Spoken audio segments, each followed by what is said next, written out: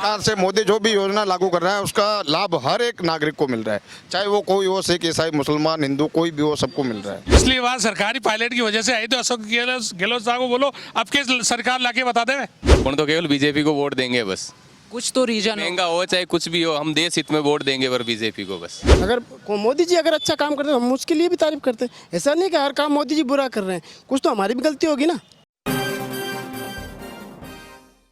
नमस्कार, मैं सत्येंद्र शर्मा। चुनावी यात्रा में इस समय इन खबर की टीम पहुंच चुकी है पुष्कर विधानसभा। आपको बता दें कि यह जो विधानसभा है अजमेर ज़िले में आता है। ऐसे में हम इस समय मौजूद हैं टैक्सी स्टैंड में। यहाँ पे हमारे साथ टैक्सी ड्राइवर हैं जो उन्हीं से बात करते हैं कि उन लोगों की क्या समस्या है और विधानसभा की उनसे जुड़ी क्या समस्या है।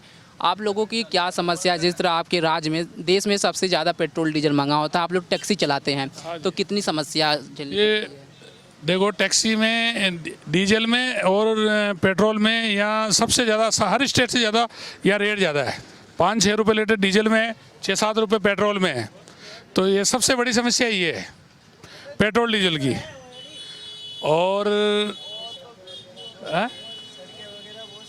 हाँ नहीं, सड़कें वगैरह तो ठीक है, सड़कें अच्छी बनी हुई हैं। फिलहाल मेले की जो कार्रवाई, इलेक्शन और मेला साथ में आ गया ना, तो मेन परेशानी ये आएगी कि मतलब पूरी पोलिंग हो नहीं पाएगी, यानी वोट में परसेंटेज कम होगा। हाँ, परसेंटेज कम होगा। क्यों? इंटरनेशनल मेला है पुष्कर मेला, नवंबर में जो हर साल लगता है। हाँ जी, हाँ जी, हाँ जी। इस मेले की खासियत क्या है? इस मेले की खासियत क्या, लाखों लोग आते हैं यहाँ। मतलब 5 दिन यहाँ मेला बरिसता है, 11 से पूनम तक। तो उसमें बहुत से लोग घूमने के हिसाब से आते हैं, लोग यहाँ रहते हैं 5 दिन तक यहाँ ही रहते हैं। तो पोलिंग कम ही होगी वैसे भी। किस डेट से किस डेट तक मिला? डेट तो देखो 21 से नहीं ज़्यादा है यार, 21 से 24 का नवंबर में लगभग चुनाव तक, यानी 27 से हाँ 21 से नहीं 23 से 27 तक। यानी आपकी दृष्टि से मेले की वजह से वोटिंग कम पड़ने की बहुत वोटिंग कम पड़ेगी। क्या लग रहा है मौजूदा सरकार में, जो अशोक गहलोत की सरकार है, सरकार रिपीट करने की प्लान कर रही है कि दोबारा सत्ता में काबिज होंगे, और उधर बीजेपी कर रही है कि हम दोबारा सत्ता में वापसी करेंगे। आपकी नज़र में कौन सा है? हमारे नज़र में तो बीजेपी आनी चाहिए सर। इसका कारण क्या है? इसका कारण ये है कि ये कांग्रेस सरकार है, फोकट का देना चाह रही है। लोगों को काम करने की ज़रूरत ही नहीं है, फोकट का दे रही है, राशन का, बिल का, सबका फोकट देना चाह रही है। हाँ, कोई मतलब नहीं, इसके बाद बीजेपी गवर्नमेंट सही है। ये जो फ्री का चीज़ मिल रहा है, इस पर आपको आपत्ति? हाँ, आपत्ति। बिल फ्री का चाहिए क्या, दिल्ली की जनता तो है नहीं, तो फ्री का चाहिए नहीं, अपने को अपनी मेहनत का मिले तो सबसे बढ़िया है। दिल्ली वालों को फ्री की आदत है?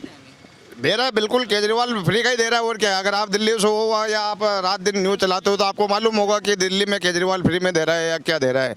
वो फ्री इतना सा देख के पब्लिक से इतना ले रहा है, वो पब्लिक को पता ही नहीं है। पहली बार केजरीवाल आपके राजस्थान से चुनाव लड़ रहे हैं, कह रहे हैं कि 200 विधानसभा सीट से लड़ेंगे और हम जीतते हैं तो इतना बिजली फ्री करेंगे, बिजली करेंगे। क्या वो फ्री चाहिए नहीं ना, हम तो हमारे हिसाब से केजरीवाल को वोट देंगे नहीं, हम तो उसको देंगे जो हमसे एक बराबर टैक्स भी ले हुए, बराबर कीमत में। 152 सीट प्लस करेगी बीजेपी सरकार, यानी 200 में से 152? हाँ, प्लस करेगी सर। इसका रीजन क्या है?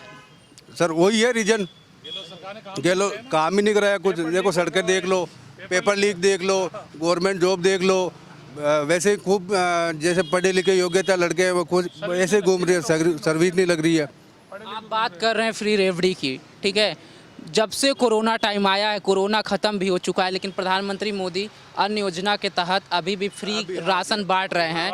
क्या ये फ्री रेवड़ी नहीं है? अशोक गहलोत ही फ्री रेवड़ी दे रहे हैं? वो पूरे भारत में मिल रहा है, केवल एक स्टेट में नहीं मिल रहा है, वो उसकी तरफ से पूरे भारत की जनता को मिल रहा है। तो आप ये बताइए, एक ही स्टेट में वो मिल रहा है। वो केंद्र सरकार है, वो पूरा देश का प्रतिनिधित्व कर रहे हैं, तो वो पूरे देश के लिए हैं, वो पूरे देश के लिए भी वो हर जनता को मिल रहा है। अगर उसमें कहीं भेदभाव हो रहा हो तो आप खंगालिए, रिकॉर्ड खंगालिए कि भाई मुस्लिम को नहीं दिया जा रहा है, या ईसाई को नहीं दिया है, हिंदू को नहीं दिया है, किसको नहीं दिया। मतलब योजना सबके लिए बराबर है। प्रधानमंत्री। हाँ, योजना सरकार से मोदी जो भी योजना लागू कर रहा है उसका लाभ हर एक नागरिक को मिल रहा है, चाहे वो कोई हो, सिख ईसाई मुसलमान हिंदू कोई भी हो, सबको मिल रहा है। जैसे वो केंद्र में है तो पूरे देश की निगरानी रखना काम है, लेकिन अशोक गहलोत तो सिर्फ राजस्थान के, पूरे देश में अशोक गहलोत तो लागू कर नहीं सकते हैं फ्री। कुछ अशोक गहलोत जी का मतलब ये है कि वो कुछ चुनिंदा लोगों के लिए ध्यान रख रहे हैं या कईयों का नहीं रख रहे हैं, बस ये बातें हैं। आप कह रहे हैं कि पायलट की वजह से अशोक सर गहलोत पिछली बार सरकारी पायलट की वजह से आई तो अशोक गहलोत साहब को बोलो अब के सरकार लाके बता दे, बताओ आप। हम बोल रहे हैं ना, पिछली बार सचिन पायलट की बदौलत आ गई, सब उसको पायलट सीएम बनेगा, उस वजह से पब्लिक ने वोट दे दिया। अब थोड़ी देंगे, बार बार बेवकूफ़ थोड़ी बनेंगे। लेकिन पायलट साहब नाराज चल रहे थे, फिर भी तो पायलट इस बार फिर साथ में आके जब चुनाव नहीं नहीं, वो तो देखो पार्टी के साथ तो रहना ही पड़ता है, पार्टी से अलग नहीं जा नहीं सकते ना। मेन ये है, वो पार्टी के है और सीएम के दावेदार हैं, मगर गहलोत साहब ने कुछ नहीं किया ये सब, और 5 साल में कुछ नहीं किया है। चलिए आप 5 साल अशोक में क्या किया था? अशोक गहलोत की बात करें, आपके जो मौजूदा विधायक तो लगभग 2 बार से यहाँ पे विधायक हैं, उन्होंने कितना कुछ काम कर दिया? भैया अभी तो देखो, अब पहले तो अभी बीजेपी के विधायक थे, मगर आगे सेंटर में पहले कांग्रेस थी तो उस वजह से नहीं हो पाया। अब क्या है, तो अब यहाँ नहीं है, यहाँ एक मिनट, आप पहले की केंद्र की सरकार की बात कर रहे हैं। 2013 में चुनाव हुआ था, 2014 में भाजपा की केंद्र में सरकार आ गई। सिर्फ एक साल नहीं थी, 2013 से लेके 2000 आज 2023 आ गया है। सुरेश सिंह रावत जी, आज सुरेश सिंह रावत जी है, मगर यहाँ सीएम भाई वोट तो कांग्रेस का है ना पूरे राजस्थान में। तो अभी आप केंद्र कह रहे थे, अब फिर आपको मेरे अभी तो परसेंट में तो कांग्रेस का ही है ना, तो सुरेश सिंह जी बीजेपी के क्या कर पाएंगे? और 2013 से 18 के बीच में क्या काम किया उन्होंने? कुछ विकास का काम बता सकते हो? देखो विकास में किसने, जो सुरेश सिंह रावत जी। सुरेश सिंह जी ने देखो काफ़ी काम करवाया, ऐसी बात नहीं है, मतलब बिल्कुल नहीं है, काम भी करवाया उनकी। आप अगर हमको पहले अगर बताते तो हम पूरी योजना को पता करके बताते आपको, भाई काम करवाया।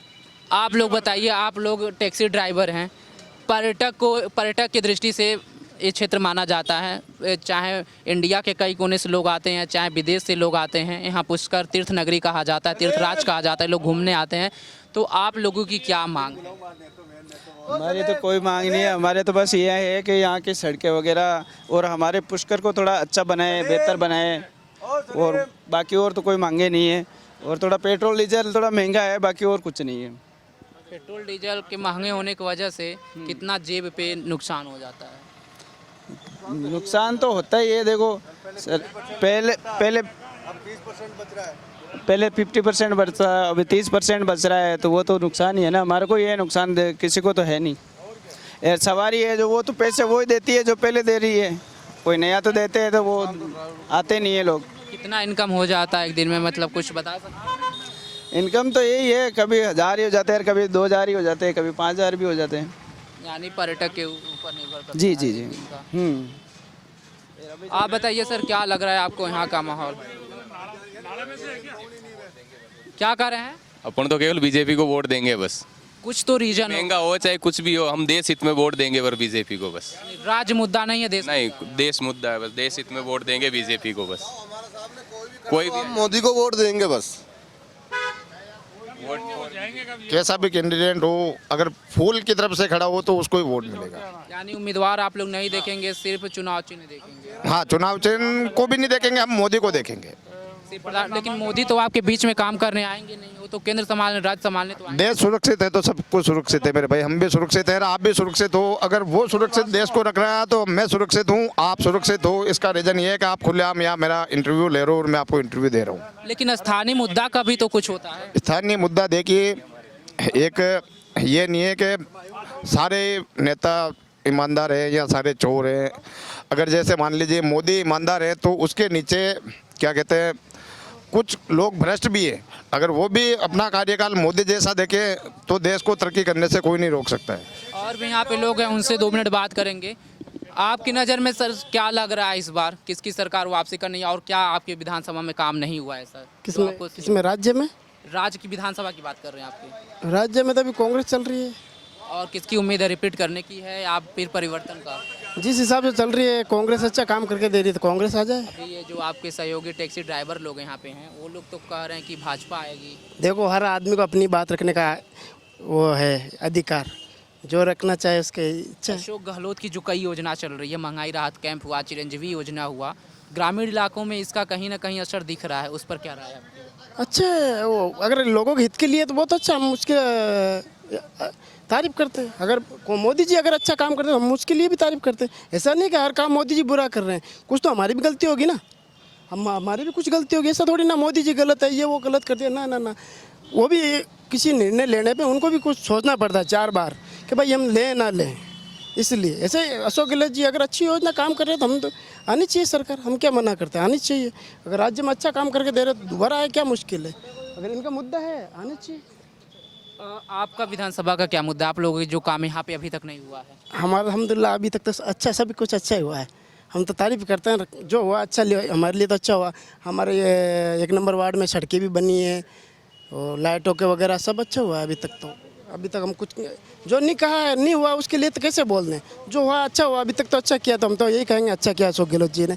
और अगर राज्य में भी अगर सरकार आती है तो हम स्वागत करते हैं तो अशोक गहलोत जी का। ये थे पुष्कर के लोगों का मिजाज। और यहाँ पे जो बैठे हैं ड्राइवर समूह बैठे हैं, आपको बता दें कि पुष्कर में लगभग 2.5 लाख वोट हैं और ये 2.5 लाख वोटर ही निर्णायक होते हैं कि यहाँ पर किसकी सरकार बनेगी, क्योंकि ये जो विधानसभा है पर्यटक की दृष्टि से एक बड़ा माना जाता है। और विधानसभा में अगर बात करें तो पिछले 1957 के बाद से 14 बार विधानसभा चुनाव हुआ है, जिसमें 8 बार कांग्रेस पार्टी ने बाजी मारी है, तो वहीं 6 बार भाजपा के हाथों में यहाँ की सीट गई है। और अगर बात करें 2013 और 2018 की विधानसभा चुनाव की, तो यहाँ से 2 बार लगातार भाजपा के उम्मीदवार को जीत मिली है। अब देखना यह होगा कि इस बार कौन सी पार्टी यहाँ चुनाव के जंग में अपनी बाजी मारती है, क्योंकि इस बार चंद्रशेखर रावण और आरएलपी के हनुमान बेनीवाल की पार्टी अपने अशोक सिंह रावत को भी मैदान में उतारी है। इस वजह से यहाँ पर त्रिकोणीय मुकाबला देखने को मिल सकता है। पूरा विधानसभा हम कवर कर रहे हैं, तब तक के लिए आप बने रहे हमारे साथ और देखते रहें इन खबर। धन्यवाद।